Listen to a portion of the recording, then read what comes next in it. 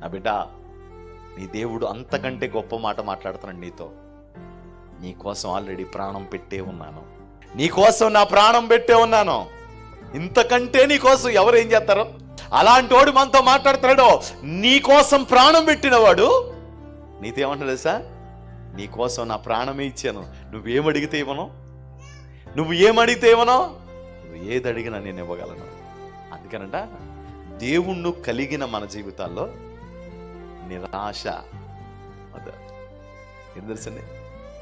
ఎవరైనా నిన్ను మోసం చేశారనుకోండి, ప్రతిగా నువ్వేం మోసం చేయగలలా, కానీ ఒకటి మాత్రం దేవుడు నీకు చూపిస్తాడు. అదేం తెలుసా? వాళ్ళు నిన్ను మోసం చేసిన దానికంటే నిన్ను 10 అంతలుగా దేవుడు ఇచ్చింటాడు, నిస్సందేహంగా. నేను చాలాసార్లు చెప్తాను, ఒక స్థలం విషయంలో నేను మోసపోయానని చెప్పి. అది 5 సెంట్లు మందిరం కోసం. ప్రభు 50 సెంట్లు ఇచ్చాడు. ఎన్నంతలో? ఇప్పుడు మీరు మోసపోయారా? కోల్పోయారా? నష్టపోయారా? మీకోసం దాచిపెట్టిన దేవుడు. ఎక్కడ అవిశ్వాసపడద్దు, ఎక్కడ అపనమ్మిక ఉంచొద్దు. ఆయన చేతిలో ఉన్నాయా లేవని ఆలోచించండి. రెండోది ఏంటంటే, ఆయన అంత చేత కానివాడా? కాదు కదా, అది మనందరికీ తెలుసు. ఆయన చేత అయినోడే, కానీ ఆయన ఆలస్యం చేశాడంటే దాని వెనకాల ఏదో అద్భుతము ఉందనే